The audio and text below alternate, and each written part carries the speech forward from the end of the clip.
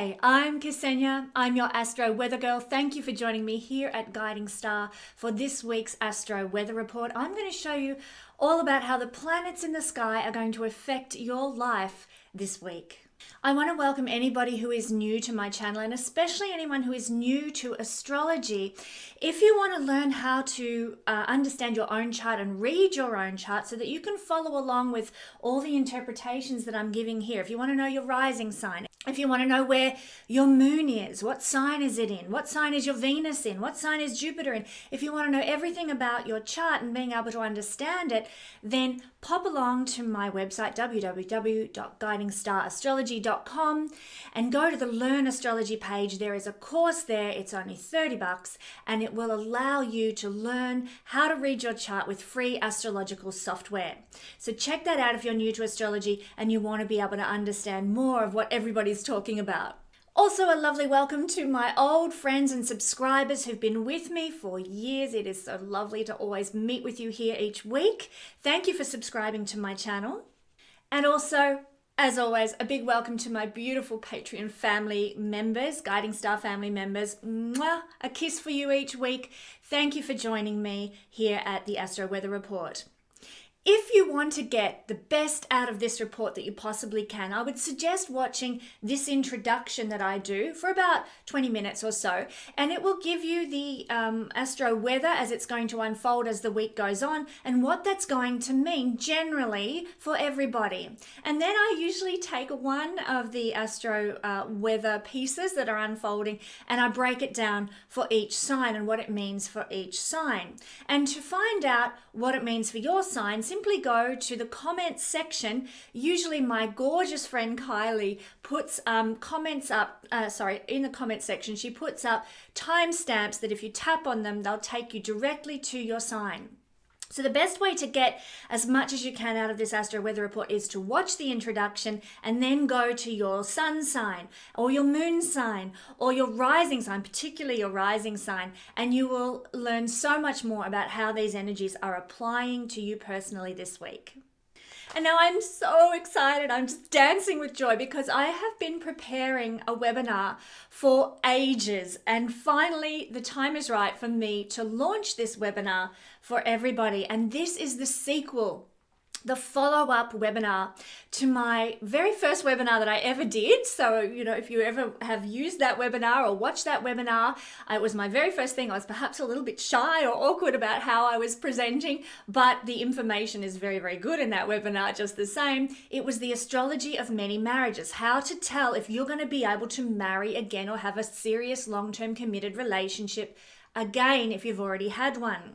That's a fabulous 3.5 hour actually, webinar looking at that in detail and how to assess that in your chart. Now that's the former webinar, and when I did that webinar 3 years ago, I promised you that I would do a follow-up webinar associated with that topic, how to predict when love will come. The astrological timing of relationships. When will love come? The astrological timing of relationships. And this is the webinar I've finally found the time to put together. It's a fabulous webinar, 4 to 4.5 hours worth of terrific information looking at the triggers for relationship. So everything from what to look for in the perfected chart, what to look for in your progressed chart, in the transits, what to look for in terms of how eclipses might impact you. All of the goodies are there in this wonderful webinar where I go through, there's about, I think from memory, about 62 triggers that can happen that can bring relationship into your life. So if you are interested in taking that secondary sort of sequel to my first webinar, then please head over to guidingstarAstrology.com and go to the learning page, Learn Astrology page, and the webinar link is there. I'll put a link in the description below for you as well. And as a special bonus, for the month of March only, just for this month, while Venus is in the beautiful sign of Pisces, for the month of March, I am offering with this webinar, completely free, the astrology of many marriages. So if you purchase the astrological timing of relationships, when will love come? If you purchase my new webinar, you get the astrology of many marriages webinar absolutely free, but only for the next month. So head over while you can, make your purchase so you can find out all about this very pertinent topic, especially for most women. It's really, really interesting in astrology. As an astrologer, rather, I find the biggest question women ask is, when am I going to find love again? When am I going to fall in love? When is romance going to come into my life and commitment? When's that man, that Prince Charming, coming into my life? That's the topic that women are usually very interested in. For men, it seems to be more, tell me about money and career. And that's just the difference that we often see playing out between the genders in astrological readings. So if you are interested in this topic, I cannot recommend highly enough going and doing this webinar with me. It would be lovely to see you there. Finally, my monthly emails are beginning this week. Now, I have sort of put off doing emails because there's so many out there and I don't want to bombard people's inboxes and drive them bonkers with, a bazillion astrological emails that come through. It can be quite off-putting if you ask me.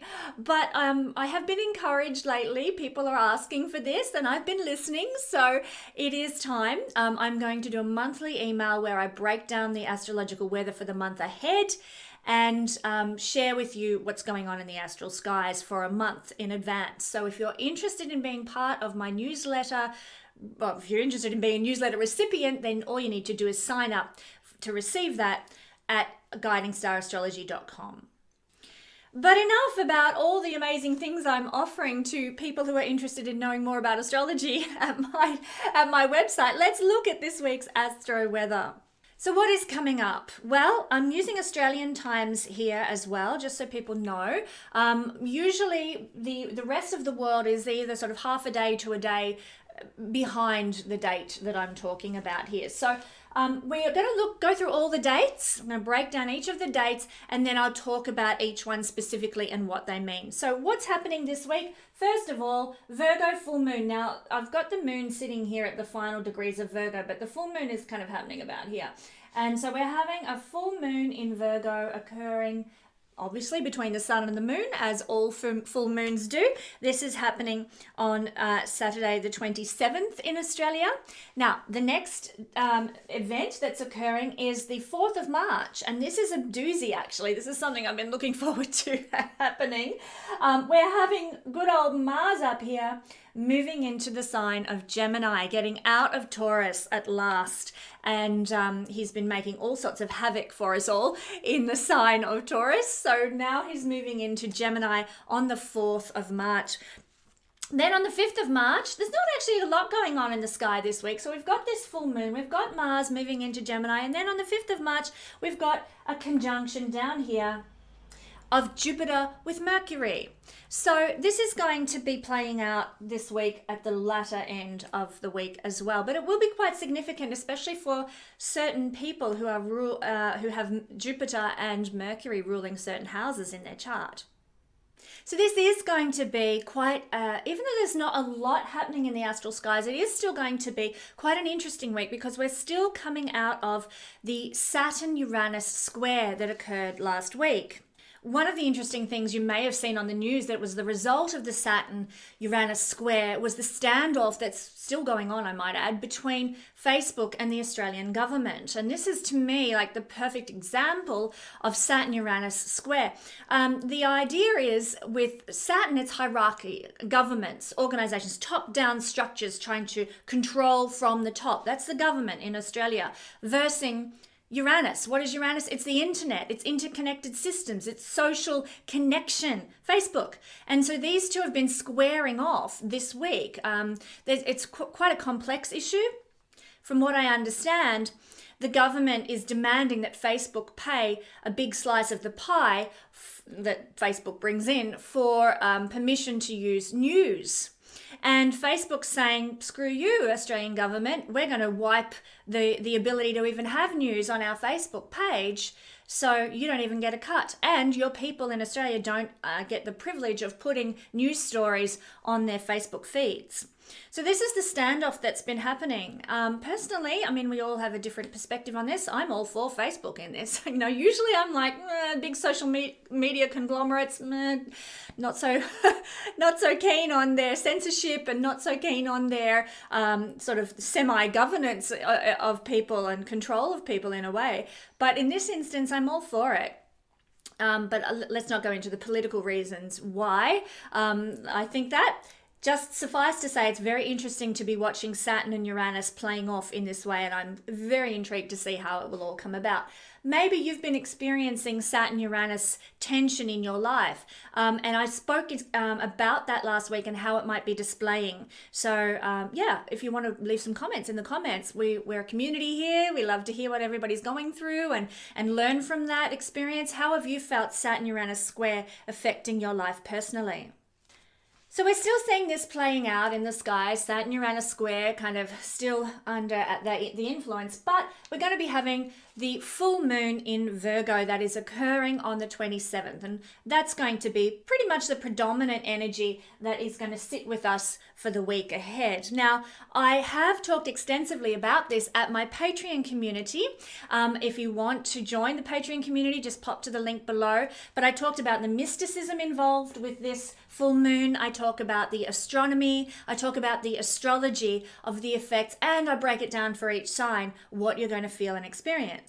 One of the things that we see with this full moon, I'm just going to mention this briefly because if you want to find out in depth about this full moon and how it will affect you, do check that video out. But one of the things that is occurring at the same time as this full moon is the nodes are making a wedge shape, which is this. Oops, sorry, that's the node there. A wedge shape to Jupiter. So Jupiter is holding space in many ways because the nodes of the moon, as the name suggests, are governed by the moon and have association with the moon and the sun. Part of this full moon is the involvement of the sun and the moon, quite obviously. And so Jupiter is sort of affecting, in a positive sense, our past, south node, and our future, north node. Good things can come out of this full moon. If you want to know more about that, check out the video. Not only that, but we are also seeing another wedge shape forming to do with this full moon that's going to be quite liberating for us and going to, again, hold space for us from the tension of the full moon. And this is a beautiful wedge shape that's occurring from the sun to Uranus and also from the moon up here to Uranus as well. And as you can see, it makes a wedge shape look like a little bit of cheesecake or a little bit of chocolate cake or something like that. It's the wedge, and the wedge is actually the way out of tension. When we have a wedge shape, the planet at the head of the wedge releases a lot of the tension of the opposition, in this case of the sun and the moon. So I spoke again extensively about this at Patreon, on my Patreon channel. It's so important to work with the energies of the full moon. Check that video out for more information. The link to Patreon again is in the description below. Sorry to harp on that. So the next energy is obviously going to be quite an exciting one as well. And this is on the 4th of March when we're having Mars moving into Gemini. Huzzah! We're very much looking forward to this. It is celebration time. I don't know about you, but the tension that has been going on between Mars and all the planets we had in Aquarius over the month of February was just a bit too much for me and too much for a lot of people. But there was a lot of digging that happened, a lot of going deep because of that square tension energy, a lot of uncovering old habits, old thought patterns, old belief systems that need to be dissolved. And so in many ways, lots of healthy things came out of that square period, but nonetheless, we're relieved now that it's all over. What we're actually going to see happening now over the coming days that Mars is in the sign of Gemini are trines that'll be occurring to down here to Jupiter and to Saturn throughout the coming days. So we're going to be seeing a lot of support that comes from the action planet Mars and the planet of expansion, growth, and abundance. And in the positive sense, the planet of maturity and responsibility and hard work. Here, lots of positive support and action there. Hooray! So this is going to be really good. This is what we're under. This is the energy, the influence that we're under until the 24th of April, because on the 24th of April, Mars is going to skedaddle out of Gemini and move into the sign of Cancer. Another thing that's going to be happening between now and the 24th of April, and I'll talk more extensively about this at the time that it occurs, but we're going to have a conjunction of Mars and the North Node of the Moon. Now that's going to be very impactful, a very influential time. So do keep posted with my Astro Weather Reports. Make sure you don't miss that one that's coming up when we talk about Mars and its conjunction with the North Node and all that that will bring. Coupled with that, we're going to see Mars making connection with the eclipse points, and that will bring a lot of activation of the eclipse energy that began back in sort of November, December. So lots to look forward to this month and up until the 24th of April with Mars in Gemini. Lots of action. But what does it mean, generally speaking, to have Mars in the sign of Gemini? Well, Gemini is our words, our communication, our speaking, our writing, has to do with skills, has to do with teaching, has to do with small business, has to do with sharing information. Neighbors, friends, small group work, travel, like localized travel and localized communities. That's Gemini energy. And here Mars goes in here. So what does it mean? It means that we're going to be experiencing more, perhaps in the negative sense, because Mars has two sides to it, as everything does in the astrology chart. There's a shadow and a light side in everything. In the shadow side, we're going to see Mars bringing perhaps fighting words. Mars is in the positive. Mars is the hero, the warrior, the Superman, the Wonder Woman, the courageous fighter for a just cause. But in the shadow side, Mars, I'm afraid, is the hothead. He's aggressive. He can be angry. He can be warlike, and stirring up trouble. So just too much aggression and tension and let's go get him kind of stuff. So there's two sides to everything, and that's the two sides to Mars. And here in Gemini, pardon me, our words might become aggressive. We might put a lot of fight into what we say, what we write, what we speak.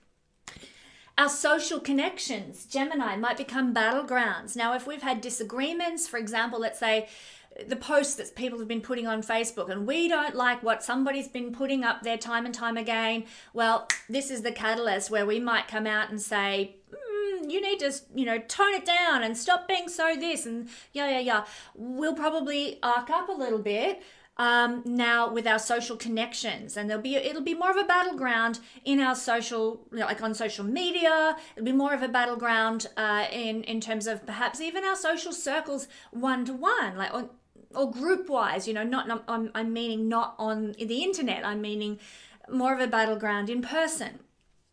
So be prepared that this could be the case. And this would be the shadow side of Mars in Gemini expressing itself. We're going to talk about both the shadow and light expressions here, not just going to stick in the negative. I don't like staying in the negative.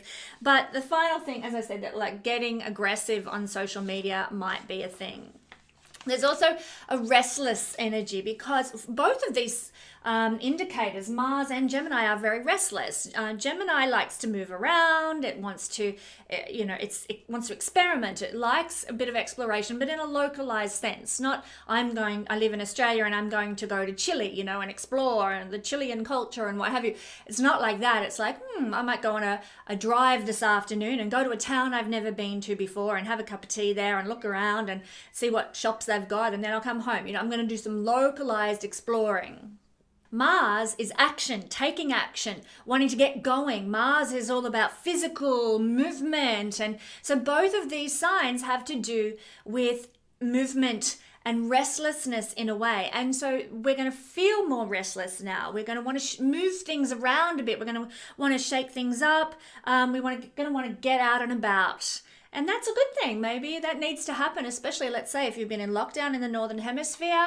Well, it's, time. You're going to want to sort of get a bit more movement into your system, get out there, go for a jog, go for a run, be more, express your exercise, use exercise to invigorate you now, but also maybe take a drive, go further afield than you've been able to for the last however long you've been in lockdown for. So this could be a positive thing, Mars moving into Gemini in that sense. Both of these indicators also have connections to sexuality. Now, Mars is well, in a sense, it's our desire. It's really like Venus can be desire as well, but Mars is how we take action over our desires. People with strong Mars in their chart, you know how to take action to get what they want. That's what a strong Mars can do for you in the positive. And so Mars has this action over desire energy that pertains to sexuality. Oh, I find them attractive. Wouldn't mind, bit of a tete-a-tete with them, so you take action to make it happen. Mars is that sort of energy. The archetype of Gemini in very ancient times was not twins. It was a man and a woman. And it's really interesting, but in ancient times, this was quite a sexualized sign because you've got the man and the woman, the masculine energy, the female energy, and the two sides of that coin. But it is the youthful experimentation regarding sexuality. So what we're seeing is the combining energies of these two, that youthful, first discovery, however old we happen to be when we discover the joy, the interest in the opposite sex. This is going to be the energy that we're all feeling now, regardless of age.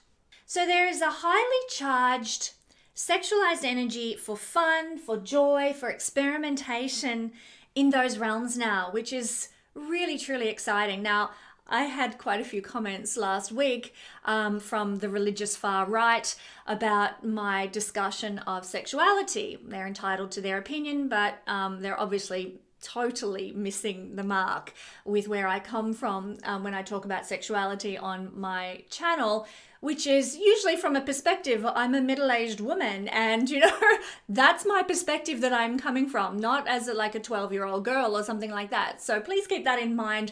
I'm talking about mature relationships and our interaction as mature people in the world who've come of age and who have, an awareness of sexuality and our sexual relationships and those dynamics. So let's keep everything in context, shall we? And as these sorts of people, let's enjoy the amorousness that this energy brings us. Let's enjoy the sex. Let's enjoy the connection that might come our way with other people, because Mars in Gemini can bring that about. Aside from sexuality, we might also have a strong energy to put into our communications of all sorts, our writing, our speaking, our YouTube thing. We might have more oomph, more get up and go, more enthusiasm now to do those sorts of things, to be communicating now. We also might have more enthusiasm and energy and vibrancy to give to a small business if we run one, a project that we might be looking to launch or be involved with as well. Any administration, which is something else that Gemini rules. We've got more enthusiasm about maybe sorting out our office or doing those administrative tasks that we might put off at other times. Now we're like, let's just get it done, get it out of the way. Let's do that administration. We can also be more enthusiastic about advertising, about marketing, about buying, selling and trading, learning new skills. Mars brings enthusiasm to the realms of Gemini, which is very, very exciting. Now back to the shadow side of Mars. Sometimes this energy can represent a bit of fighting with siblings or fighting with our neighbors. Our localized community, as I spoke of before. So that fighty energy of Mars, that aggressive, I'm going to start a fight, or I'm going to, give them what for, or what have you. If there's been an issue, it could really kind of reach more of a tension level now with your neighbors, with your siblings, if there's an issue, particularly an ongoing issue. In the positive, though, this energy could mean that we are more inclined to defend our local territory, our local communities. Maybe we feel like our community fabric is under attack from certain new regulations or policies. Maybe we feel like our community, whatever your community looks like, our social networks might be being degraded in some way in society, or there might be some social issue in your localized community. broader a field than sort of your tribe, your friendship circle or whatever. We're looking sort of, your town, your city, your region. If there's any issues there that need fighting over, you're going to have the warrior spirit, we all are right now, with Mars in the sign of Gemini, to take on those issues, to stand up for a worthy cause, to be Superman, to be Wonder Woman, and fight for justice in our localized communities. So this is a really great energy, and obviously the higher manifestation of Mars in Gemini. Going into battle alongside our siblings, alongside our neighbors, can also be an expression of Mars in Gemini as well.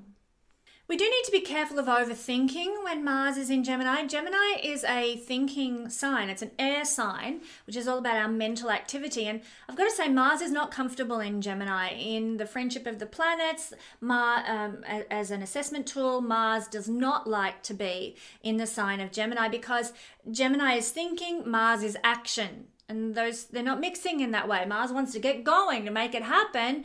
And Gemini is too busy spinning their wheels mentally. Should I, shouldn't I? What if I did this? If it happens this way, then what will happen? And la la la, think. And of course, that can be very frustrating. It can also be very difficult to switch off the mind during Mars in Gemini season, because Mars is action, go. Speed. Let's get through things quickly, and the mind's just going zip all the time. Gemini is also a busy sign, and Mars is kind of exacerbating that energy towards busyness and an overactive mind.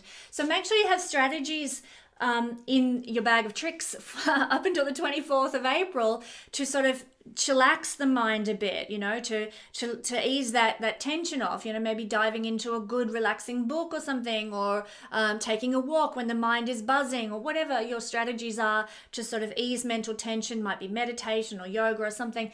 Have some strategies in place to deal with that in the coming month. Other themes of Mars in Gemini: fast thinking, fast talking, fast writing, And so if you're a channeler, if you're someone who writes down their channeled messages, it's going to be coming thick and fast, and your pen, be going like crazy, or you're tapping on the keyboard, because mental activity is speeded up now. There can be also a lot of talking and very little listening.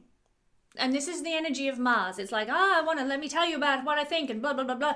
But Mars hasn't got the patience to sit and listen. Well, tell me about your story. I want to hear what. And that's another reason why Mars is uncomfortable in Gemini, because Gemini is about shared information. Let's exchange information. Mars hasn't got the patience to sit and listen to what you've got to tell me, but let me tell you what I think. Here's my opinion. Here's my self-will. Mars is self-will, and I'm going to share that with you verbally, okay? But I'm not interested in your version. So that's another reason why Mars is uncomfortable in Gemini, because it's not... The expression of energy they're too different. They're a bit like oil and water. There can be a lot of saying one thing and doing another, which can be very frustrating. If we're in a family or a relationship or something, and our partner or our kids or friends or whatever say, oh yeah, I'll meet you here at this certain time. They don't show up, and they're off down at the pub, or they're at the shops or whatever. And there's just like saying one thing, but doing another. Frustrating. Mars is a planet in the positive that likes to go after things. It pursues things. It wants to be the winner. It wants to get, it wants to achieve that sense of, I won this thing. I won this person in the dating scene, or I won this promotion, or I won this opportunity. I remember seeing an interview recently with Betty Davis, who had very strong Aries, ruled by Mars, in her chart, and she was talking about she did a film with Joan Crawford, and she was saying, of course I wanted to win more Oscars than Joan Crawford. I'm an Aries. I'd like to win. She knew her astrology and she owned it. Good for Betty Davis. So Mars in Gemini might see you pursuing friendships, trying to win more friends. Win more, social connections, more interactions. And this is wonderful, because Gemini is a very friendly energy. It's not as strongly about friendships in the way Aquarius is, but it is about having social connectivity, knowing people, being where the action is. And so you'll actively pursue that more and seek to win that more in your life. Gemini has connections with the nervous system, the lungs, our breathing, our hands and our shoulders are also connected to Gemini energy. And Mars here can sometimes cause accidents, particularly in your personal chart. If Mars is triggering any sort of planets or making any difficult aspects, do be careful of accidents to the shoulders or the hands, or difficulty with the lungs and breathing and that sort of thing. So what are some remedies for Mars in Gemini if we're experiencing more of the negative energy than the positive? Well, we can perhaps do group exercise. Mars is exercise, to get out there and be invigorated in your body, and so doing it in a group. Gemini is small groups, so a walking group or joining a tennis club or something like that, or group, maybe doing hockey, or in the city where I live, everybody goes biking on a Saturday morning, and you'll see groups of men and women at coffee shops after they've done their biking, and they're all there and their bikes are there and they're all in their bike lycra and drinking their coffee. Biking groups is another great way to remedy the more difficult energy. And of course, when we're talking about remedies, we're saying we have the option here in how we channel the Mars energy in Gemini. Either we just let it go ahead and do whatever it wants, and it might exhibit in more fighting with neighbors or whatever, or we can say, you know what, I'm going to direct that energy away from fighting with my neighbor. I'm going to go on a group bike ride this Saturday morning. And you join a bike group and away you go. And the fight with the neighbor, out the window, forgotten. So let's direct and remedy any of the more difficult expressions of Mars into sort of group exercise activities, exercise classes, that sort of thing. You could also write about your frustrations. Instead of going and giving your next door neighbor a piece of your mind, you might sit down with pen and paper and write them a letter. You may never send it. You might stash it away in your journal or something and just forget about it. You might choose to burn it once you've written it, but at least you've got that energy of Mars aggression and anger and frustration, and you've put it into something else. It's not sitting in your body. Neither have you gone and stirred up trouble with your neighbor. You've directed it out of your body into, say, your journal or a letter or what have you, got it out of your system, leave it there. And nobody ends up being, any damaged or wounded by actions that you might lead to a regretted actions that might see you regretting a certain situation. You can also do this by talking with a friend. Now, this is a great energy, Mars in Gemini, for going out socially with friends and just sharing, oh Lord, I'm so frustrated by this circumstance, or this person keeps contacting me and I've had enough of it, and just get it off your chest through talking to safe people. So great energy for doing that as well. You can also direct your willpower into learning new skills of the hands, skills, that might require using tools. I've been looking at using some leatherworking tools for a certain project that I'm building. And so, they're very much Mars in Gemini would be working with tools to do some craftsmanship, to create something tangible. So direct your willpower, direct your energy into skills, perhaps using tools. Also into entrepreneurship. Mars is extraordinarily entrepreneurial. It likes to start things. It likes to come up with creative ideas. So here in the sign of Gemini, which is about skill sets and small business, great time for directing your willpower into establishing some sort of a new business or an entrepreneurial idea, or directing your energy into advertising, marketing, or, like I said, administration things. These can be remedies for the more negative expressions of Mars in Gemini, which I have just discussed. So then we come to the third and final energy that is of significance this week that we will notice most, and that is the Jupiter-Mercury conjunction down here in Aquarius.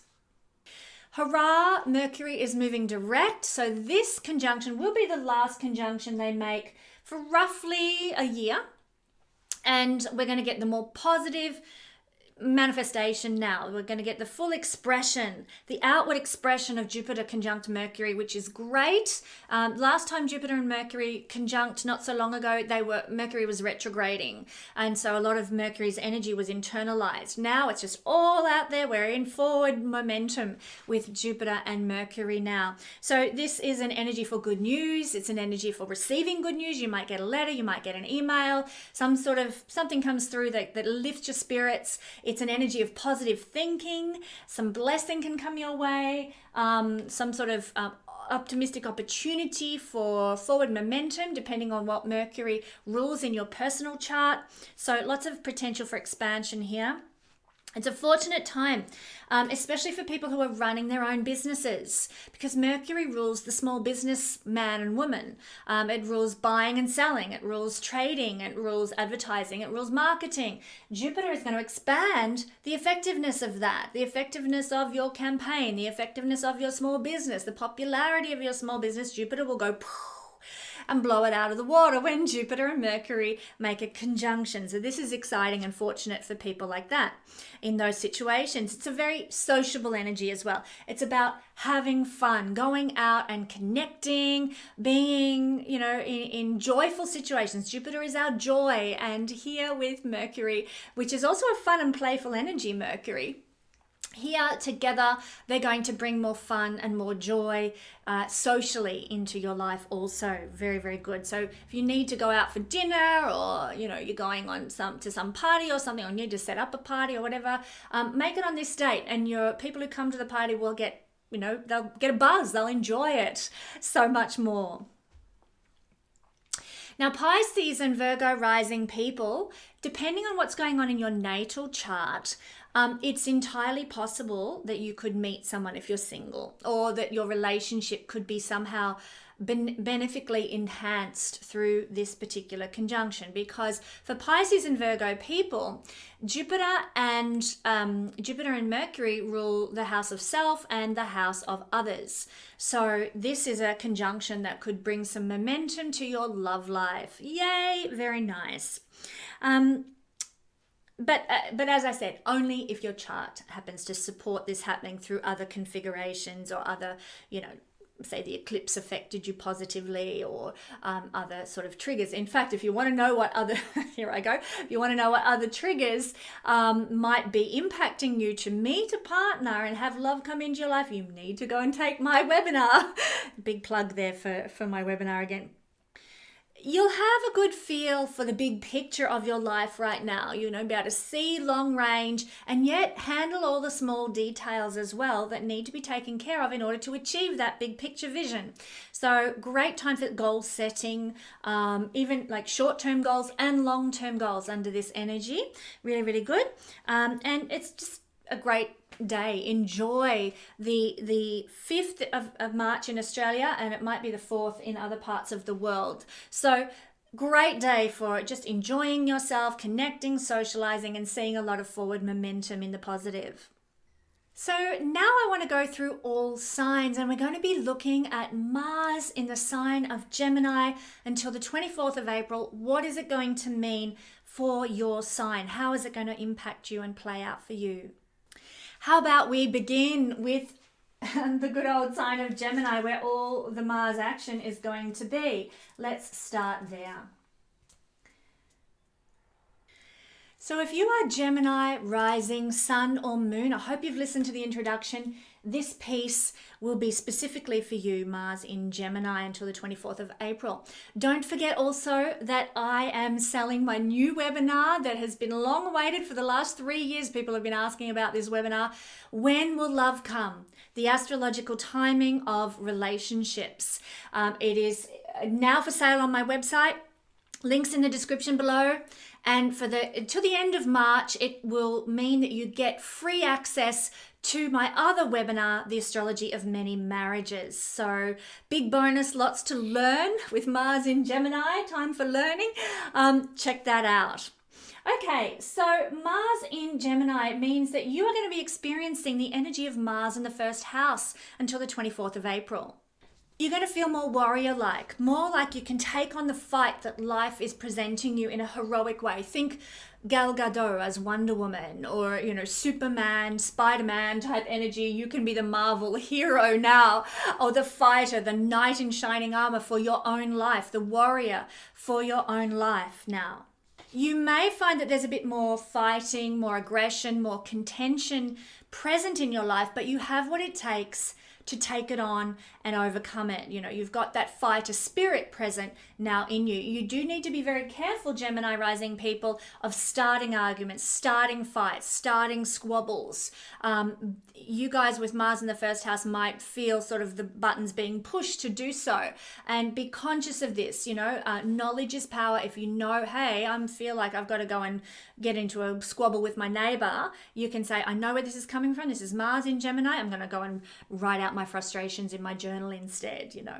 You might feel a bit more sexualized too. This is the house of the body, and so the earth-based, shall we say, appetites, you know, the desire nature in our body, in our general human mammal system, might be turned on now, switched on, and this could be great if you're in a relationship. Enjoy that sexualized energy that's present. Make the most of that. And also, you know, if you are not in a relationship, you might be more inclined to go out and get a relationship, to go out and take action, to find someone, to partner up with somebody now while Mars is here.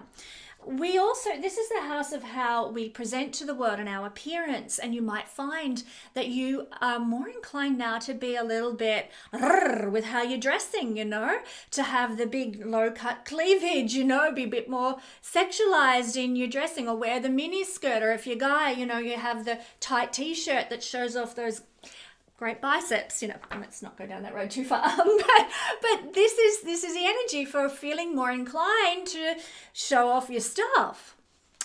If you're not inclined to go down that road and express your presentation more sexually with Mars here, you might be more inclined to focus on looking fit, healthy, and strong. You know, I think Helena Christensen, in her natal chart, has Mars in the first house, and she certainly, as a model, had that image of, you know, like beautiful muscles and just had this sort of semi-sporty kind of look to her.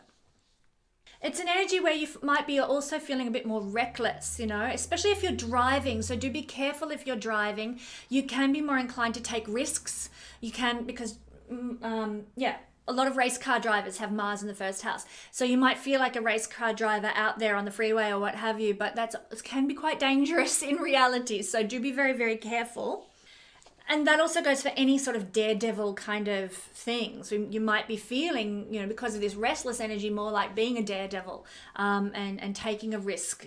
So do take the time to weigh up, is this risk going to be worth it, rather than spontaneously jump into a very dangerous situation. Because this is the house of the body, and Mars rules fevers, cuts and abrasions, and, you know, things that are heat related and cutting kind of related. Mars rules sharp implements. We might find that we're a bit more prone to cuts, we're a bit more prone to fevers under this influence until the 24th of April. That's Mars expressing in the more shadow side. I hope you watch the intro and you'll know remedies to help deal with that.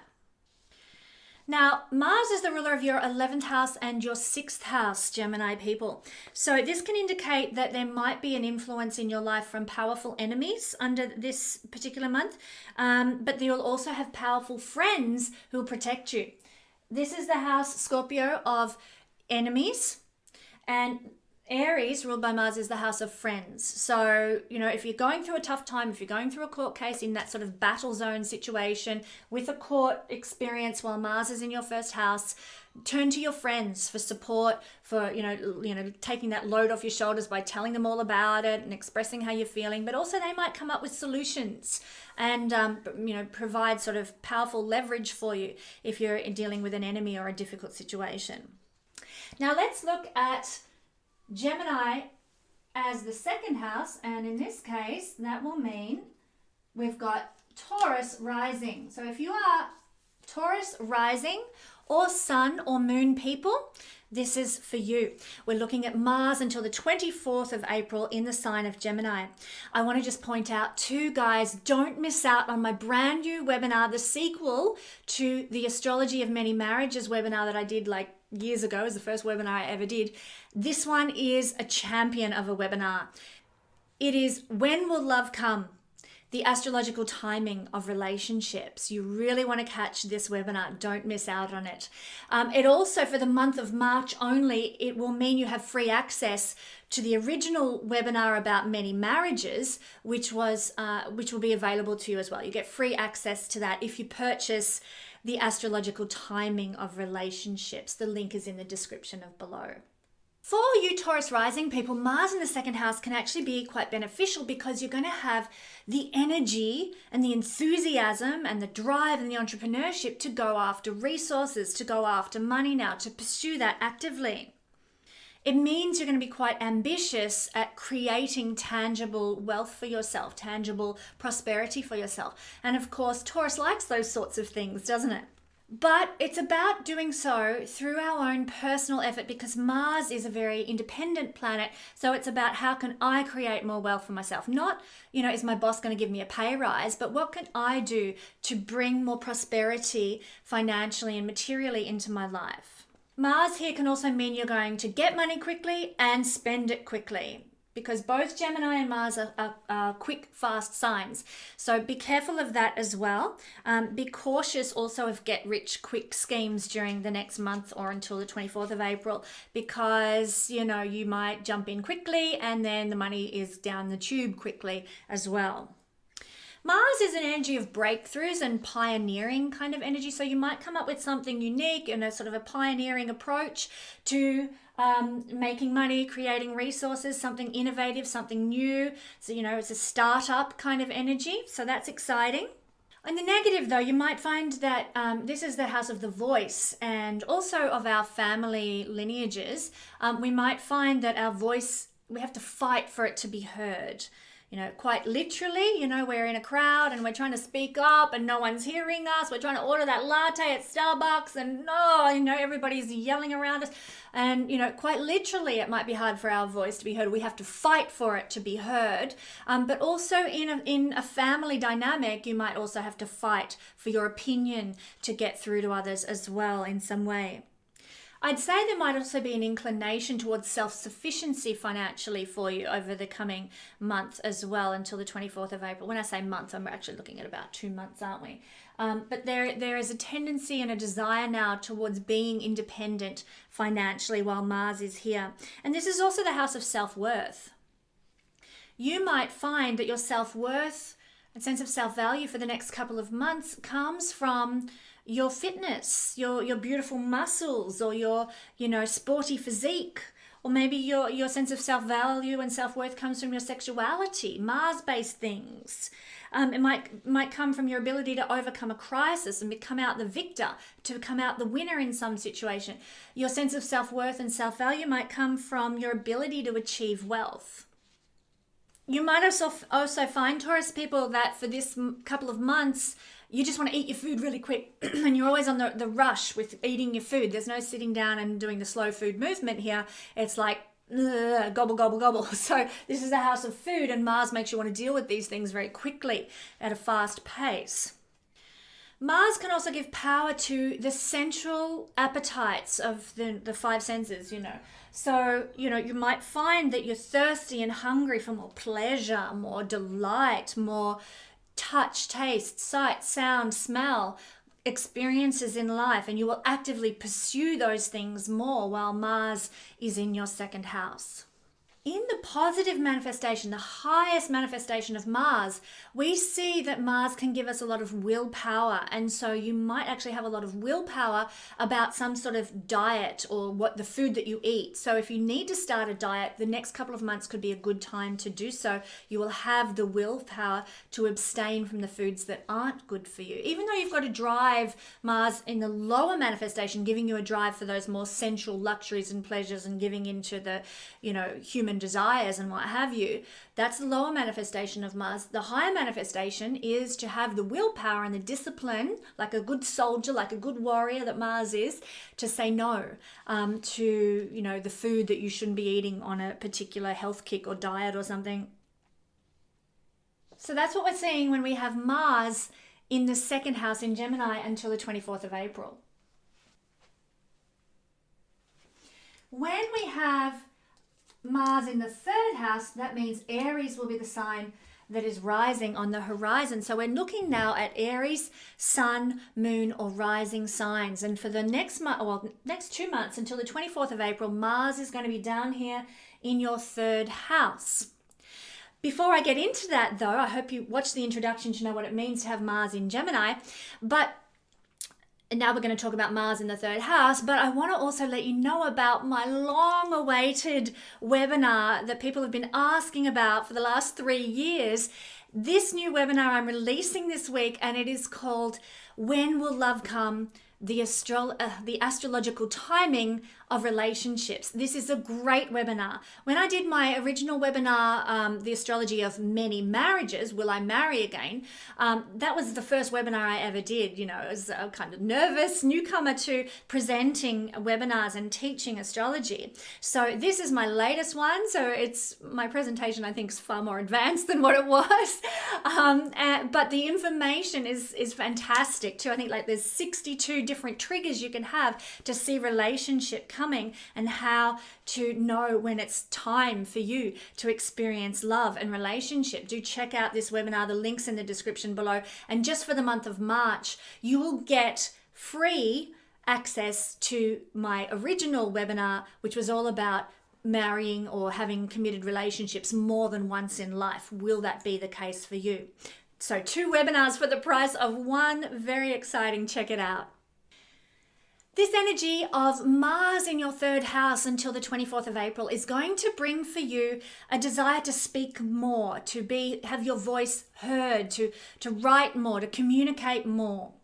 There'll be a lot more energy and vitality and enthusiasm in what you want to share with other people now.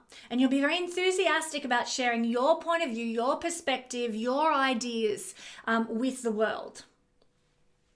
You'll also, and I'm doing it as I'm speaking, you'll also communicate more with your hands, because the third house has to do with our hands and communication, and Mars is very much about the physical expression. And so here we're, talking with the hands. That might be the case for you in the coming month or 2 up until the 24th of April.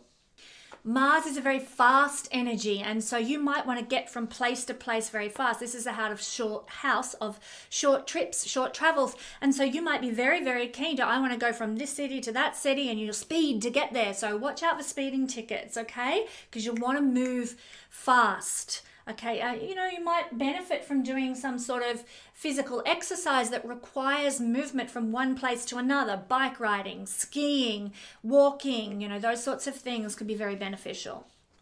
Mars is also quite entrepreneurial and innovative, so you might come up with some entrepreneurial, innovative ideas in this particular time frame that have to do with a small business that you might run, or a project that you're working on, or skills that you have that you share with the world. You'll be energized to stimulate your mind, to learn new things as well. You'll have the enthusiasm for it. Now, as I said in the intro, you do need to watch out for the fact that there can be overthinking. The mental processes just don't switch off when you've got this position by transit. So be careful of that as well. Now, I don't have Mars in the third house in my natal chart, but I certainly have about 8 books beside my bed that I'm halfway through reading all of them. And that's very much the energy of Mars in Gemini. You've just got so many busy things on the go. And this is where we read and we learn and we, explore different ideas. Gemini third house energy. So you might find that this month, suddenly the stack of books by your bed, increases significantly as you explore different ideas. If you need to do group work up until the 24th of April, you might find it very hard, because you're going to want to be, the dominant one, the one in control, the one who says, this is what I think, this is my will that I'm asserting in this group situation, this group dynamic, you'll listen to me. And of course that can create a bit of animosity if you work that way with people. So be very careful in group situations. It can be quite tense. It's hard to cooperate. You may actually be quite better off by working independently wherever you can this particular couple of months.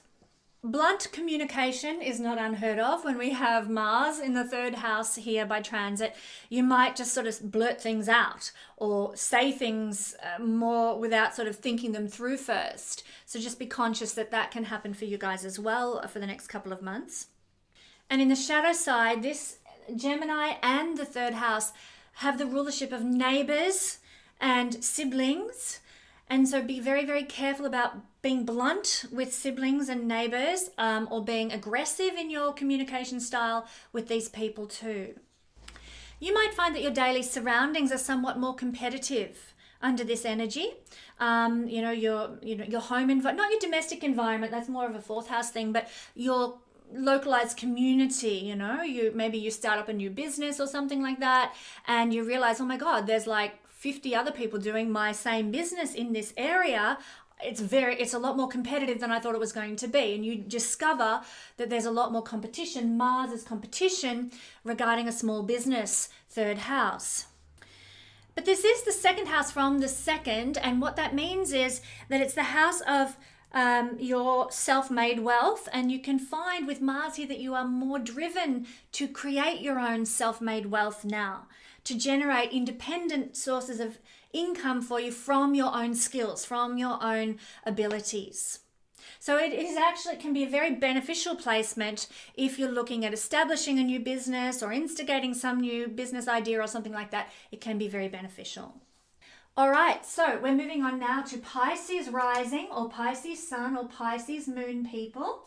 And that will put the energy of Mars into the fourth house. This is very interesting placement. But before I get to this and talk about this, I want to mention the webinar everyone's been waiting for. They've been asking me for 3 years, and it's taken me that long to get it all together in the way that I'm happy with. I have finally produced the sequel to my original webinar, the first webinar I ever did when I was just starting out with my astrological teaching online. And that was, the original webinar was, Will I Marry Again? The Astrology of Many Marriages or Committed Relationships. So that was my first webinar, and I promised you then that I would do a follow-up sequel, which is called When Will Love Come? The Astrological Timing of Relationships. And if you're anything like me and if you're an astrologer like me, the number one question you get is, when will love come? When am I going to find that person? And this wonderful webinar that I've produced will show you how to determine that in your chart. So the link is in the description below to go to that webinar and purchase it. And when you do, for the month of March, you will get free access to the original Astrology of Many Marriages webinar. So 2 webinars for the price of 1. What a bargain. Now for Pisces people, Mars is a very important planet because in the Hindu system, it is your indicator of wealth, because Mars rules the second house, which is the house of money and prosperity and the house of possessions and resources. And it also rules the 9th house, the house of blessing, which is a very prosperous house as well. So Mars is your indicator in the Vedic system for wealth. So Mars moving into your 4th house is going to mean that there is a chance for some of you that you might receive some prosperity coming from property, real estate, land development. Maybe a renovation might bring some sort of benefit or luck or blessing to you in some way. I just realized I'm actually about to do a small renovation on my garage. Yay! So this is perfect timing. Now this is a deep house, the 4th house. It's very it's where our emotional base is. And Mars here, it's interesting, it's not going to be too obvious in its emotional expression, but it's like there's a storm simmering under the surface. So if someone pushes our buttons up until the 24th of April, that's how long Mars is going to be in Gemini. If someone pushes our buttons at this time, we might find that there's an explosion, because there's this passion, this energy, this tension, maybe this aggression in the shadow side, simmering emotionally under the surface for us. Mars is in the house of emotions for us. You want to watch out for anger issues. You want to watch out for being defensive as well too, if you're a Pisces rising, sun or moon. Mars in the fourth house can also bring about change in your domestic environment or your place of living. So for some Pisces people, you might actually move house. You might sell a house. Mars is actually real estate. And so you might enter the real estate market and sell a house, or you might buy an apartment. So Gemini is small apartments. And so Mars here might mean that you actually invest in some apartment or some sort of real estate, especially as Mars is your money indicator. You might find that it's a good idea to invest at this time in like a small apartment or an apartment block or a unit or something like that. In the Vedic system, this is also creating a yuga that may cause arguments with a partner. So if you're in a committed relationship, just know up until the 24th of April, there might be a petulance for more arguments and fights with a partner because of this yoga that's being created by a 90-degree aspect from Mars being made to the 7th house of committed relationships. It's a house of parents, actually, and so we may find Mars here in the 4th house means that in some way our parents are getting more active. They decide they're going to go out and join a walking group or a sports, exercise class or something like that. And we might see our parents becoming more energetic, more energized with Mars moving through the 4th house this month until, a couple of months actually, until the 24th of April. Now, in the shadow side of Mars, we do need to also be aware that Mars can cause accidents. And this is obviously the realm of the chart that has to do with our home and our domestic environment. So there can be accidents in the home. This is the shadow side of Mars in Gemini. So just be careful of that and always act with safety. If you're going to paint that railing or that guttering or something, make sure you've got the appropriate safety equipment in place. If you're going to mow the lawn, make sure you've got your earmuffs on and your goggles on so that no accidents occur in your domestic environment, okay? You might also find that during this time until the 24th of April, you need a bit more space in your domestic environment. Now, as a Pisces rising person, I'm just like, oh my God, I wish I had my own studio so I didn't have to set everything up every time I want to do a video. I'm certainly feeling the need for more space, certainly in my domestic environment, but this will be, oh God help me, this will be exacerbated by Mars moving into the 4th house now, because Mars needs some space, needs a bit of room to be the warrior. And so we might feel a bit more exacerbated if we don't have enough space in our domestic environment now as well. Be careful, because in terms of health-wise, while Mars is in the 4th house, we can experience inflammation of the breasts, which are ruled by the 4th house, and also the stomach, because Mars is the ruler of inflammation, and these are the 4th house governs the breasts and the stomach. So just note that you might experience a bit more sort of bloating or inflammation or some way, or the boobs might get bigger. Don't really need that, do we? But yeah. So one of the ways you can deal with this, though, an interesting remedy when Mars is in the 4th house, an interesting remedy for that is, okay, I probably need to step back a second.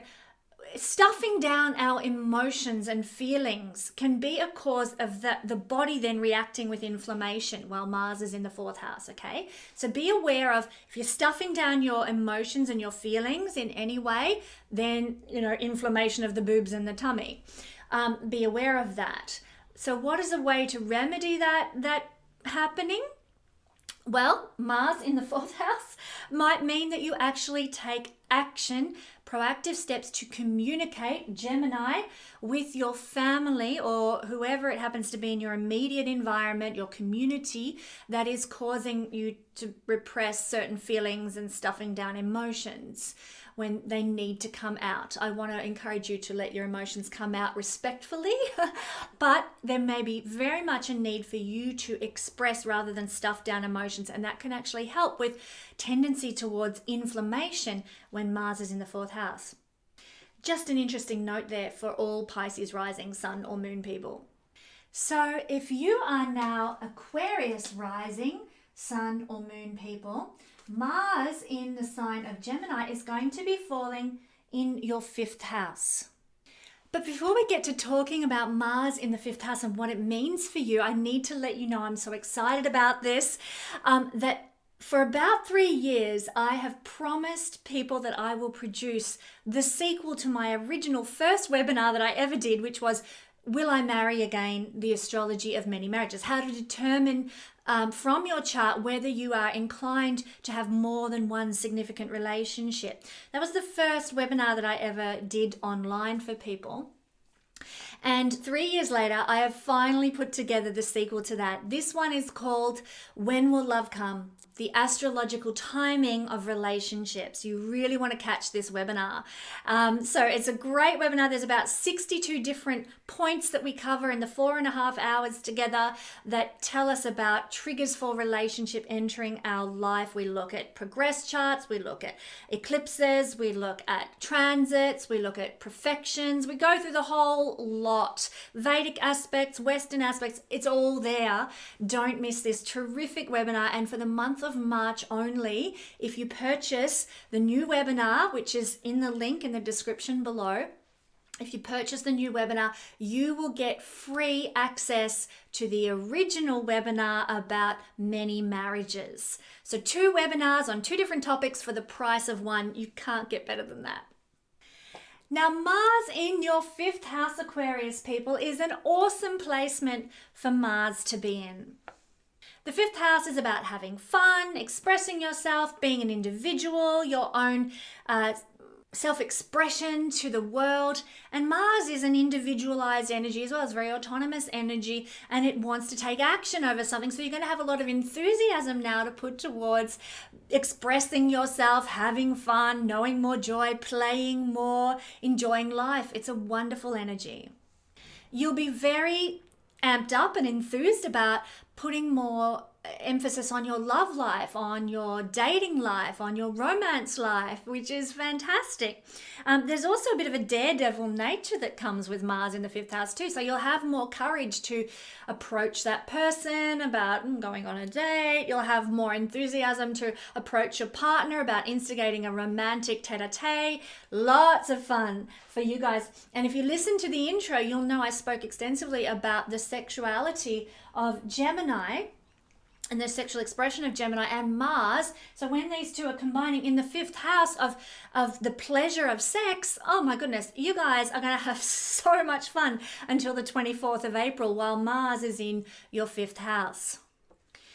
It's also a time when you might have a lot of drive to be on stage, to be seen, to be a celebrity, to be public in some way, because this is a house of celebrity, this is a house of performance, and you'll have enthusiasm for that now.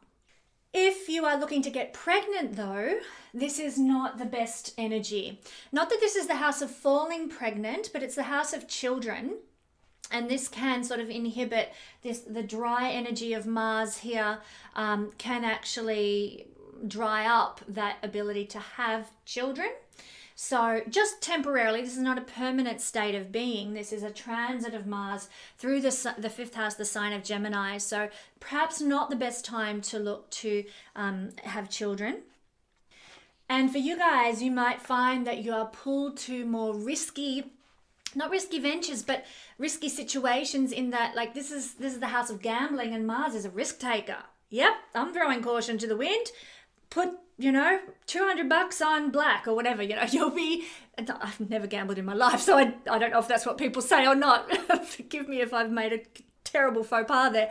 But but you'll find that Mars will lead you to be more prone to wanting to take a risk with a speculative investment or a gambling type situation. That might be the case. A lot more energy also goes into your creative pursuits and your hobbies, particularly writing here. A lot of writers actually have Mars in the 5th house if they're prolific, producing book after book after book. And so especially with Gemini here too, which has to do with our writing skills, can be very, very strong. So you might find Mars here, you're just so enthused to write, you're enthused to, get into your hobbies, your interests. Maybe you like working with tools, or maybe you develop an interest as a hobby working with tools, maybe doing leather craft or jewelry making or something like that requires using implements, which Mars rules. So very possible that your hobbies and skills might become more technical, using your hands with tools now. But it's just a passing thing. It'll end on the 24th of April. So you might buy a whole lot of leatherworking craft kit or whatever, and then it just gathers dust after the 24th of April. So make sure it's something that you want to work with in the long term before you go laying out all that money for a new hobby. If you're a gentleman with this placement, you might find that you're falling in and out of love very quickly, because Mars is a quick energy and Mars rules men. So you might be falling in love very easily. Oh, there's a woman. And oh, forget it. Oh, there's another woman. And you just, it's not that you're a skirt chaser. It's just that the energy of Mars is quick. So for the next 2 months, you might be in and out of love quite a lot. So in the next couple of months until the 24th of April, if you're feeling at all lackluster, like meh, whatever, I'm bored, and you can't be bothered, well, go and do a 5th house activity. Go to a comedy show, especially as Gemini rules your 5th house. And Gemini is the joker, the jester, the comedian. So go see a comedy show, go and do something, go and see a performance of something, go do something fun, go and be in the center of things, enjoy expression, creativity, performance, all that kind of stuff, and it can really lift your mood. So if we happen to be, let's move along a little bit here, if we are Capricorn rising or sun or moon people, the energy of Mars until the 24th of April is going to be present. Let's just hold that there. It's going to be present in our 6th house. And this is the energy that we're looking at for this Astro Weather Report. But before I get to talking about that, I want to tell you about the latest webinar that I have for sale. Now, people have been waiting for this webinar for 3 years. Originally, the first webinar I ever did, very awkwardly, because it was my first time presenting astrological information in a teaching format online.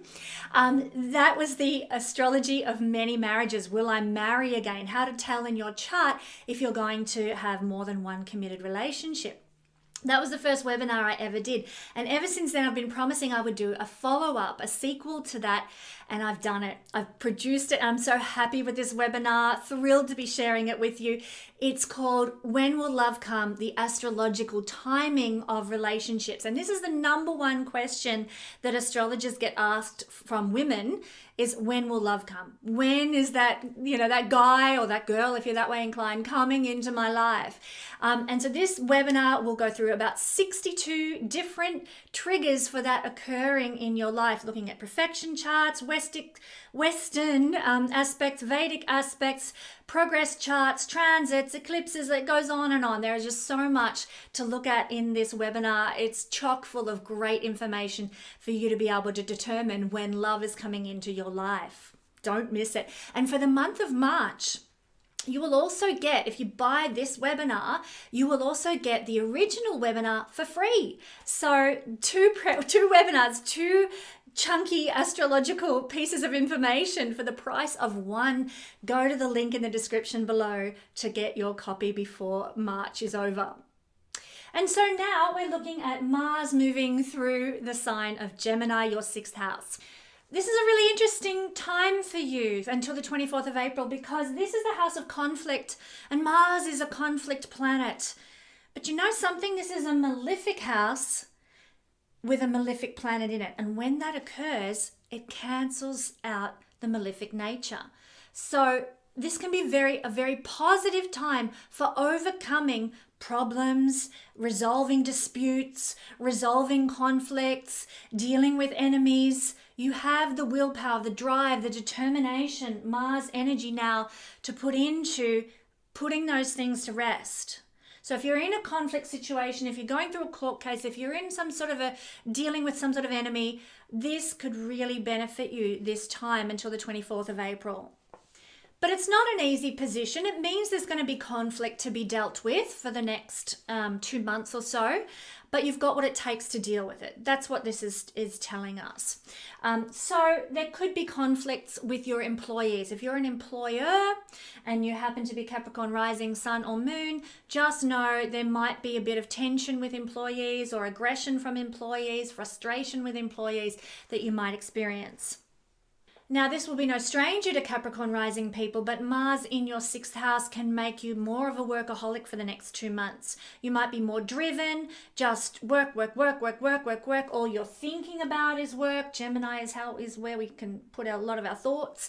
You're thinking about work, and Mars is going to amp that up, make you restless in your thoughts about your work. You're putting your energy into work.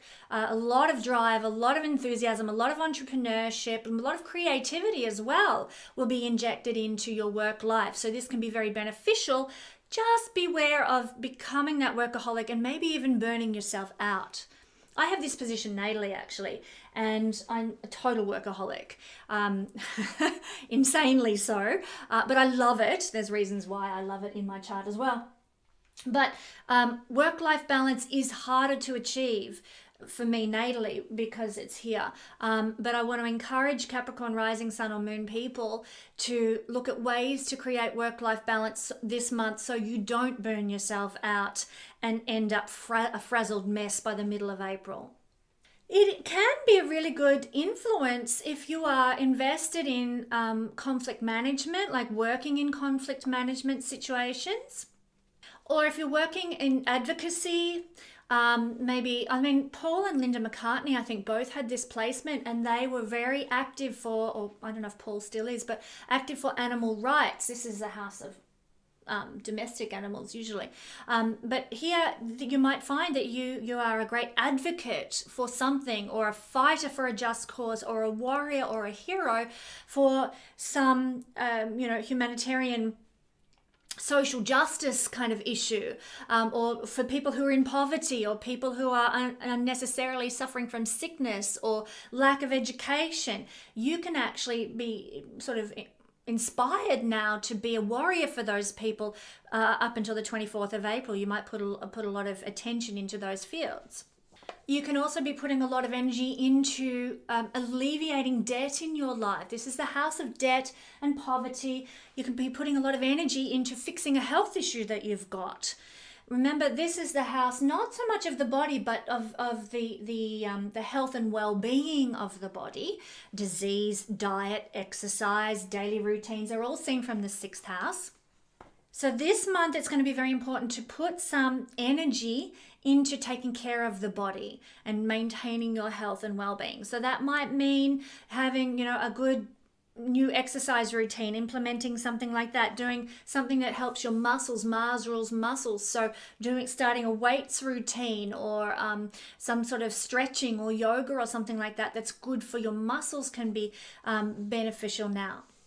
So put your enthusiasm and your attention and your energy into these 6th house realms, maybe, starting a new diet, or, new exercise routine or something like that. And you will get the benefit of Mars in your 6th house.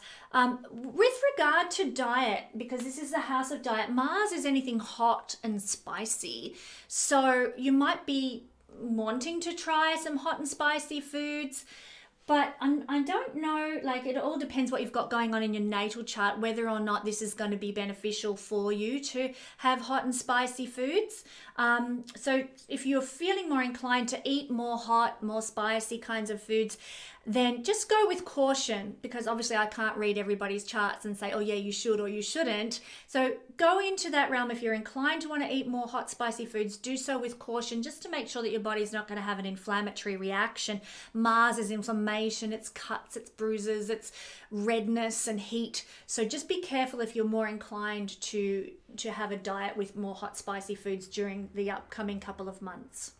Now, if you happen to be Sagittarius rising or sun or moon people, this is going to put the energy of Mars in your 7th house of Gemini. But before we get into this really interesting topic of Mars transiting your 7th house, I want to tell you about a new webinar that I have coming out. Oh my goodness, I'm so excited about this, because for 3 years people have been asking me, when are you going to do the follow-up webinar to your initial webinar, Kesenya, the astrology of many marriages? Will I have another committed partnership? That was my first webinar I ever did about 3 years ago, when I was new to presenting online. And this is the follow-up. Finally, I've got the chance to put it all together, and it's such an extensive, huge webinar, and it's called When Will Love Come? The Astrological Timing of Relationships. I'm so excited to share this with you. In this webinar, we go through 62, roughly, I think from memory, different triggers for relationships coming into our lives. And we look at progress charts, we look at perfections, we look at Western aspects, VEDIC aspects, eclipses and transits and everything. We go through it all. It's all there, and it's an extensive, deep webinar looking at the timing of relationships through the lens of astrology. So if you want this webinar, you go to the link in the description box below. And for the month of March, if you purchase this webinar, you'll also get free access to the original webinar, The Astrology of Many Marriages. Am I going to have another committed partnership in my life? Is my chart geared to that? So 2 webinars on 2 really excellent relational topics for the price of 1. And of course, for you guys, with Mars going through your 7th house of partnerships, there's never been a better time to look into this webinar. One of the things that we see when we have Mars making a transit, it's going to be transiting here till the 24th of April, Mars making a transit through the 7th house, one of the things that we can see is more confrontation and conflict in our intimate relationships. The higher octave and expression of this position, though, is to have more passion in your relationships, more sexual in your relationship. And that's what you want to aim for. If you are married or in a committed partnership and you're a Sagittarius rising sun or moon person, then Mars can give you a lot more of that good stuff if you're aiming high. And that's one way to sort of remedy the conflicts and the arguments and the fights, is to say, well, hey, let's go to the bedroom. You know, that's a remedy for arguments, okay? And often we see people, you know, like, let's get real with it, when they have makeup sex, it can be fantastic, you know, so fight and argue, go and then make up in the bedroom. This is the energy really this month up until the 24th of April for that sort of thing going on, actually. Maybe instead of using this energy to fight against other people, you know, your loved one, or this is the house of others, so all other people, maybe instead of that you might like to put the energy towards fighting for others, not against them, but for others. It's a good idea to have a bit more space from partners at this time, and as you have the axis of relationship between Gemini and Sagittarius anyway, you know you need a bit of freedom in relationships. So Mars here is going to make you need more space, you know, take some time out, maybe have your man cave, maybe have, you know, your girl cave, and you just spend some time apart. That is also necessary while Mars is here until the 24th of April. But the good thing is that during this time, you might find a business partner or an associate or someone that you are in collaboration with in some way can be a motivating force in your life. They can trigger you to go forward or take action steps. So other people are giving you that energy of momentum in your life that can be very, very beneficial, either in your relationship or in like an intimate relationship or in a business partnership. The other thing that we see about Mars is that Mars is the energy of pursuing what it wants, going after its desire. So if you are single and you desire a partnership, Mars in Gemini is going to give you the courage, the enthusiasm, the momentum to go make it happen with that person you've been eyeing off.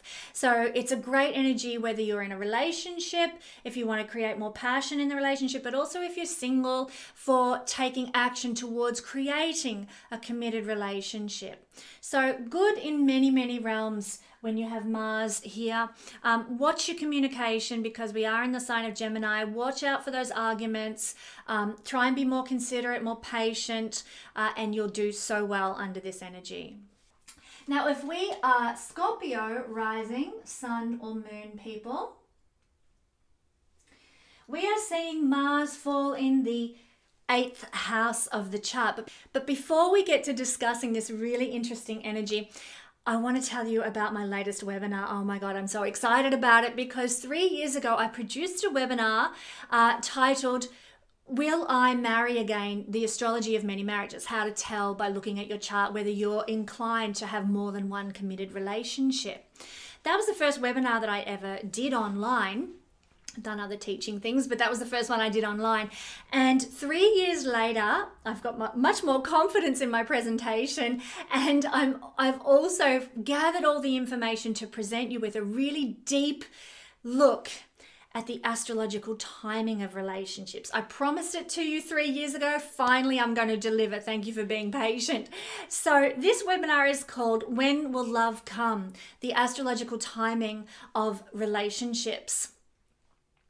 And in it, we just go through about, I think there's 62 different things that we look at, looking at perfected charts, progressed charts, eclipses, transits, Western aspects, Vedic aspects. It goes on and on. There's just so much information, rich information in this webinar. I can't wait to share it with you. So if you would like to join me for this webinar, all you got to do is go to the link in the description below, and it's there waiting for you to purchase. Now, for anyone who purchases this webinar for the month of March, not April, month of March, if you purchase this webinar, you will get access to the Astrology of Many Marriages webinar, the original one, for free. So 2 webinars for the price of 1. It's a great deal. Get on it now and enjoy looking into the astrological timing of relationships with me.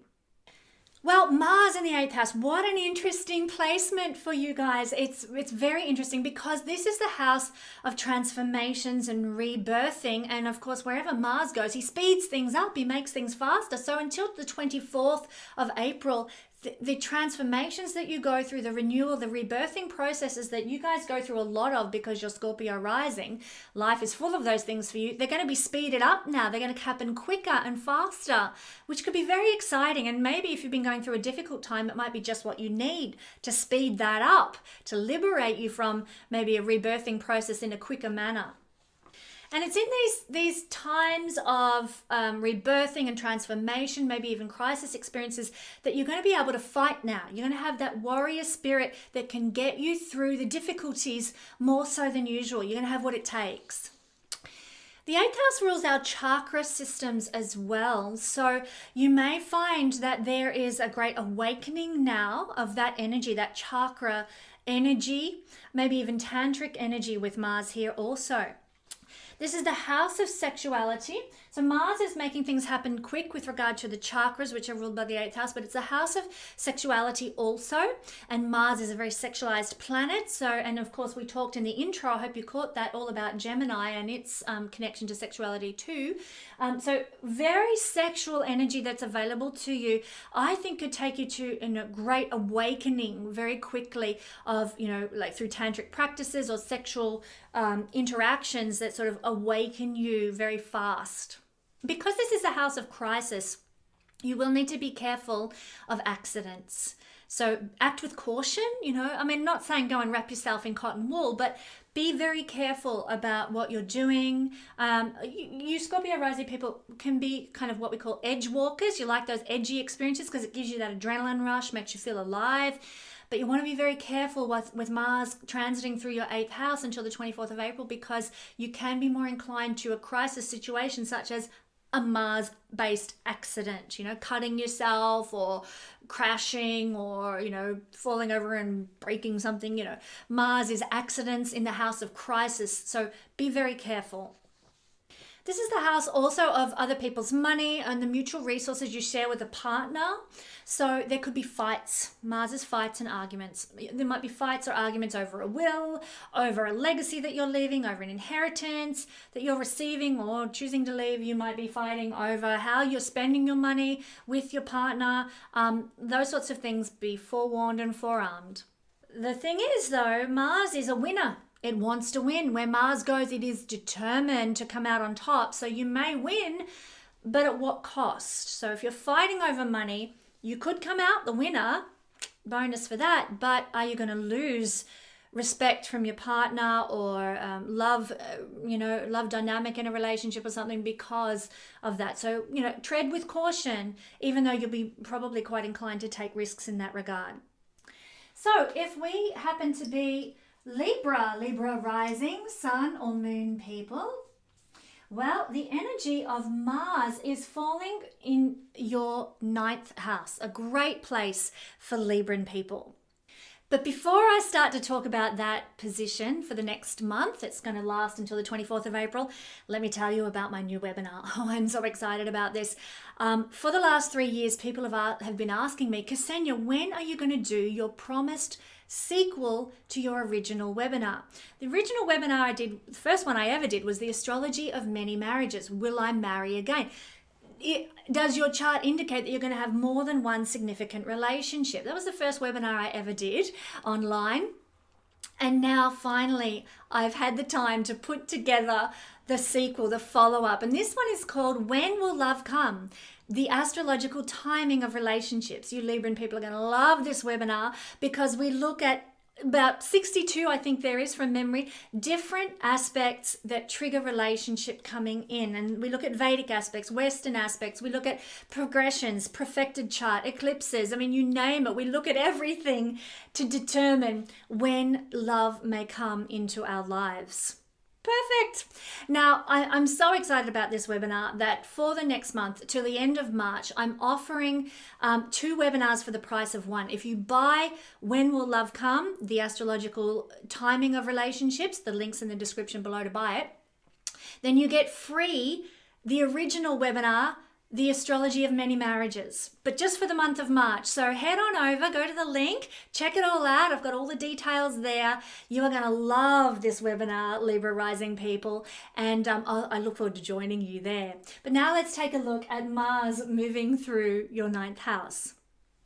Well, this is a house of movement on a big scale, actually. And Gemini is the energy of movement on a localized scale. And Mars is quick and fast and wants to get going. So there's going to be a lot of movement for you guys in the coming couple of months until the 24th of April.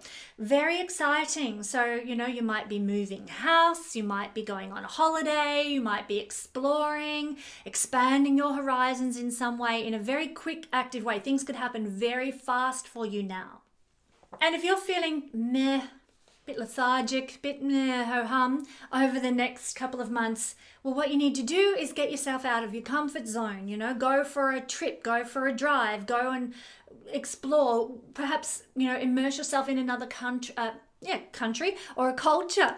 In Australia, obviously we can't go to another country, but certainly Australia because it's such a big country, we have many cultures within the one, city culture is very different to rural culture, beach culture is very different to country culture.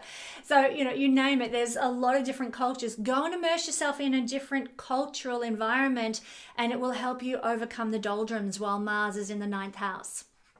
Now, Mars is an energy of confrontation and aggression and conflict in the negative. And this is a house to do with the father. So there could be something that happens with a father or a father figure that is a bit angsty, a bit sort of confrontative.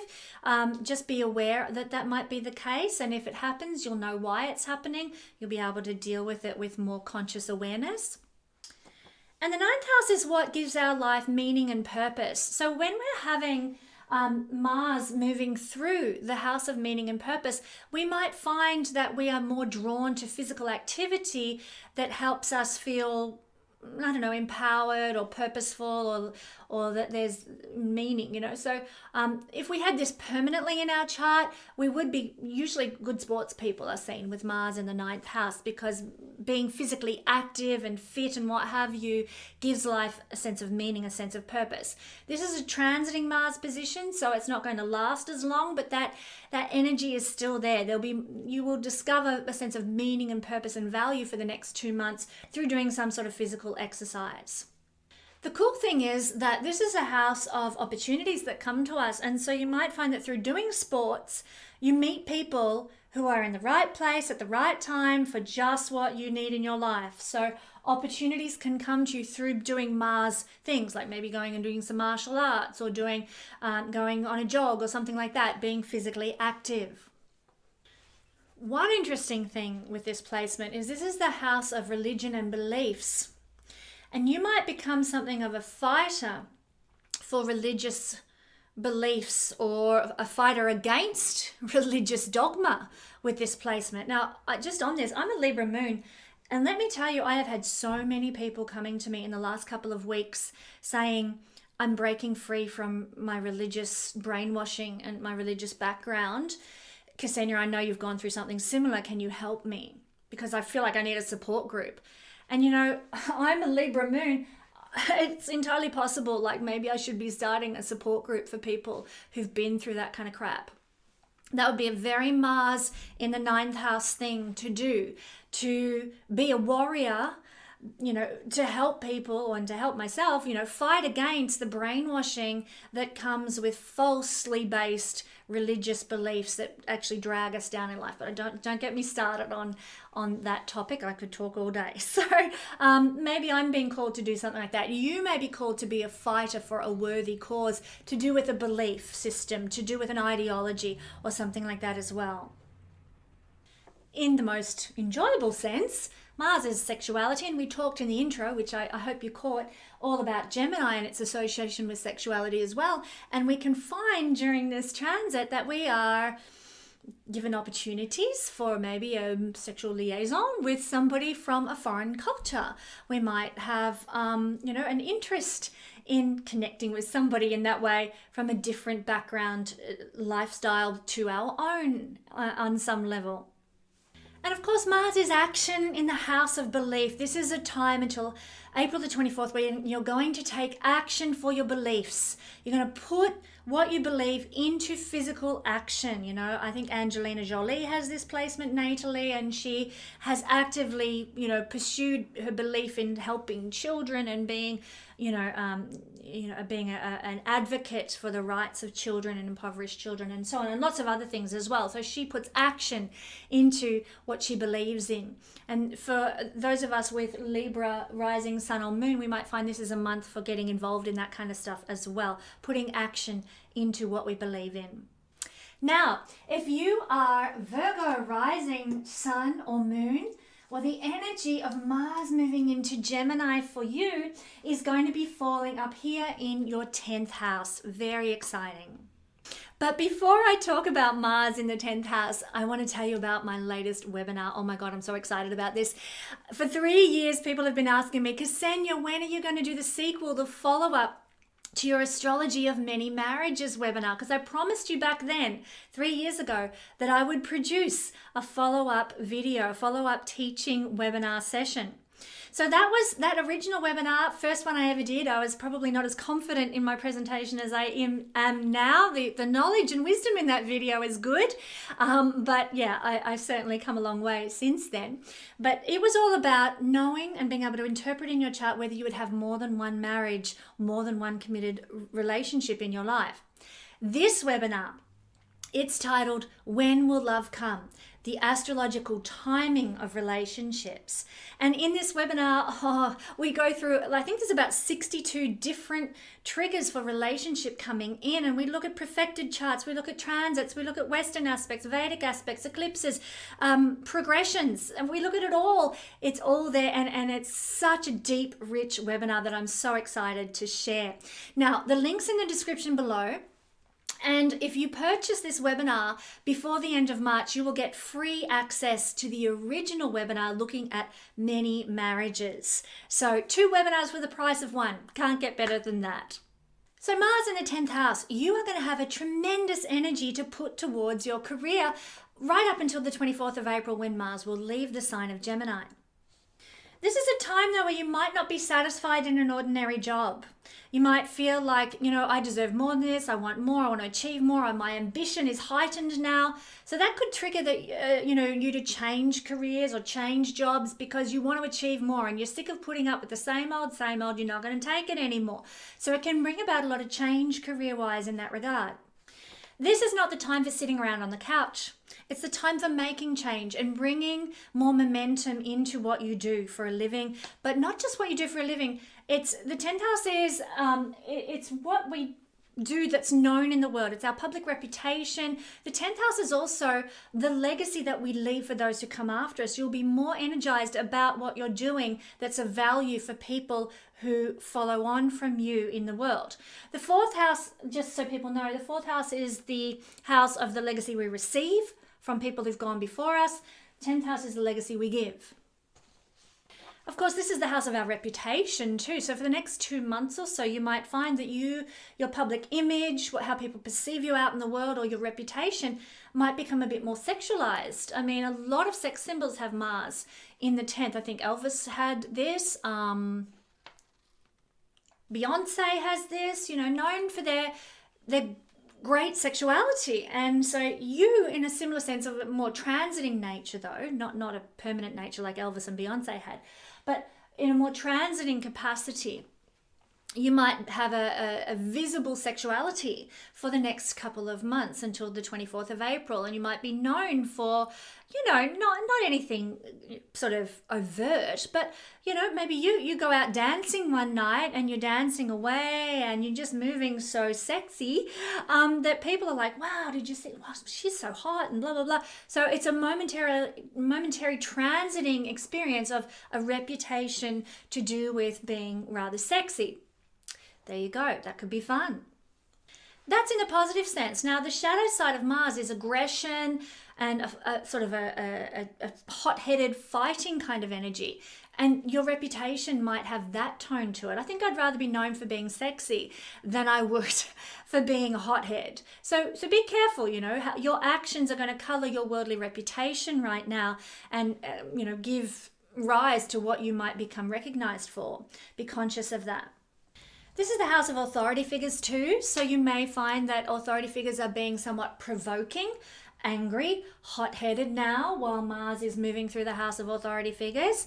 Or, worst case scenario, then this is something we don't want to see happen, but it could. Mars in the 10th house by transit now for Virgo rising sun or moon people, particularly rising people, you may find that you get unwanted sexual advances from people in positions of authority. I don't know, how many people watch the Australian news, but there has been a person in the Australian government who has been giving unwanted sexual advances for years in the Australian government, and is only just now coming to the fore, a bit like the Me Too movement a couple of years ago, and they're dealing with that. So here's a person in a position of authority giving unwanted sexual advances to people who are his subordinates. And anyhow, I don't know why I'm telling that story, but be careful if you're Virgo rising, because that's another energy that might manifest for you over the next couple of months. And there's shadow and light in all of energies in the horoscope, and this is unfortunately one of the shadow sides of Mars. The more positive manifestation is that your authority figures in your life and father figures in your life too are seen from the 10th house. They might become more driven now, more sort of heroic, more in there fighting for a just cause, getting their superhero on. So it could be that they become a really positive role model in that sense. They might also push you to climb higher and achieve more and have greater ambition as well. So there could be a lot of positive manifestation. Let's hope that that's how it expresses. Now, if you happen to be Leo rising or sun or moon, the energy of Gemini rising is Mars in Gemini is falling in, let's hope that stays, boom, your 11th house. So this is where the energy and the vitalization of Mars is falling. Can't wait to tell you about that. But first, let me tell you about my latest webinar. I'm so excited about this. For the last 3 years, people have been asking me, Kesenya, when are you going to do your promised sequel to your first webinar? Now, the first webinar that I did was the astrology of many marriages, how to tell in your chart if you're going to have more than one committed relationship in life.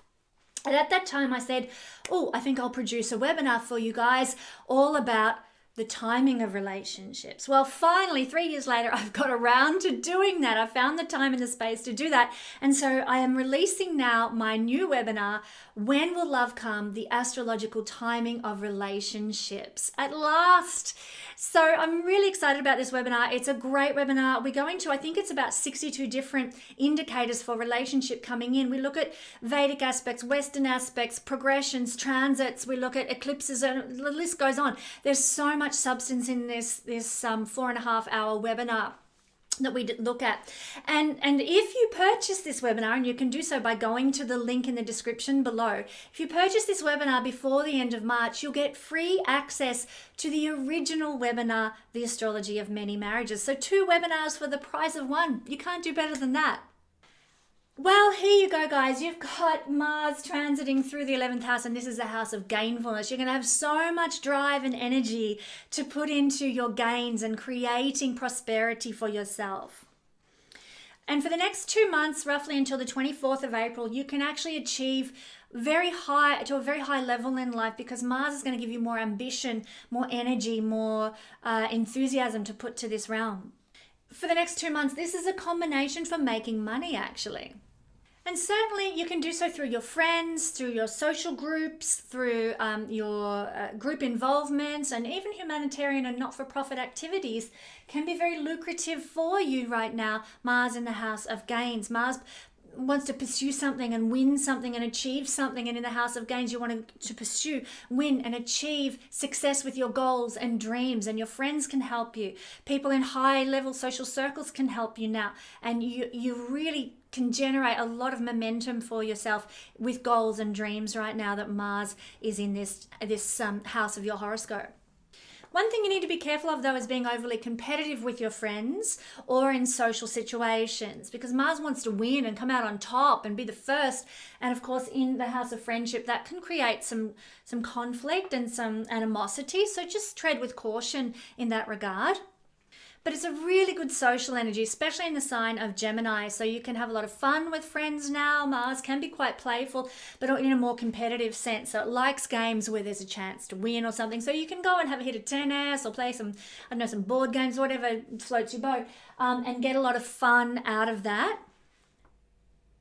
And it gives an energy of excitement with friendships. So yeah, socializing. It's a winner for you guys until the 24th. Now, Mars is a bit of a breakthrough entrepreneurial energy, and this is an innovative house. So you might get sudden light bulb moments, new ideas. You might get goosebump moments where you're like, oh, that's what I need to do. That's the answer. That's the solution to my, need to innovate something or progress with something. So expect that might happen for you. Mars is not the energy of light bulb moments, but this house is, and Mars can activate that energy of illumination of some, something that's going to progress you, some innovation, some invention. It's also a house of trends and new trends coming in. And so Mars can give you a lot of enthusiasm at this time and drive for new trends, So years ago, my kids were into fidget spinners, if you remember those. And they just had to have a fidget spinner. Well, whatever the new trend is, Mars is going to want to get there first now for the next 2 months. So keep your eye on what's out there, and you might find that you're the first one to jump in and get on some new trend, which obviously could be very fun and exciting if it's something like a fidget spinner. If it's something costly and expensive, like being the first person into outer space with Richard Branson or something, then maybe hold your horses a bit and wait for this energy to pass, because it could be a bit pricey.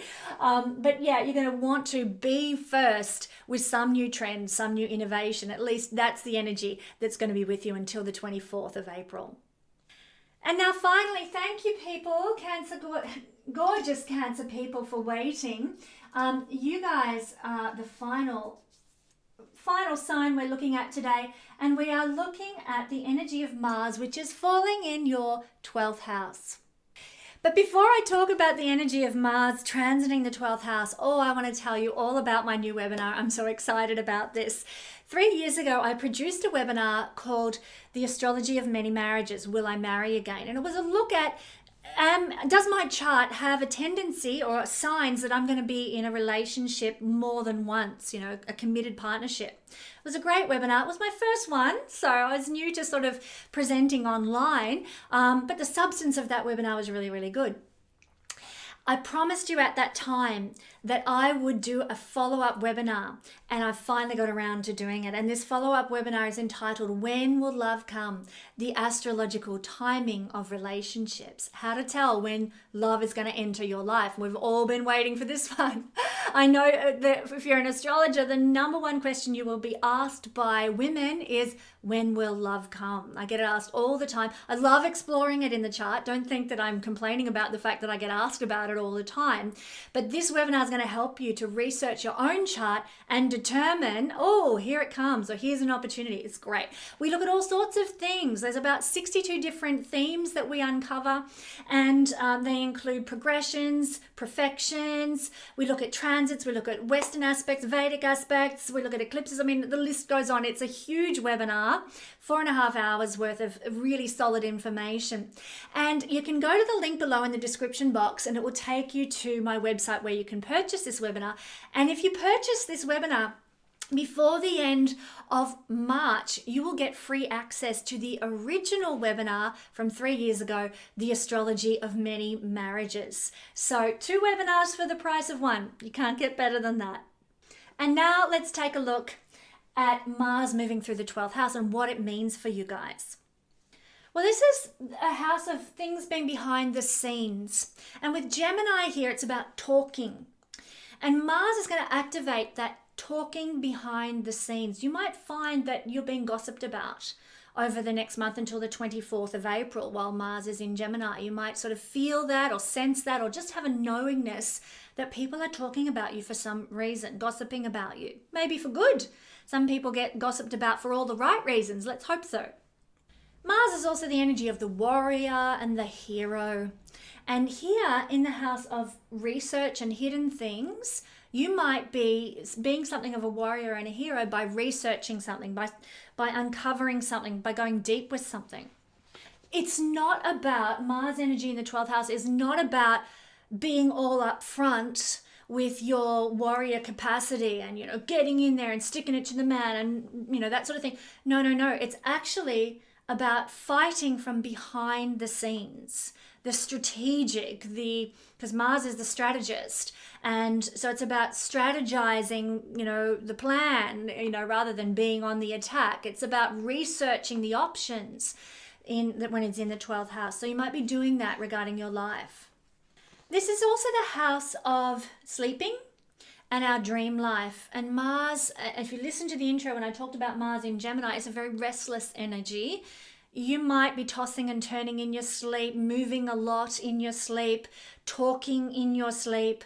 So I use a really great app called Sleep Cycle. It records when you snore, it records when you talk in your sleep. It'd be very interesting for Cancer people over the next 2 months to get a load of that app and see, okay, what am I saying in my sleep? What are my dreams telling me? Record your talking in your sleep.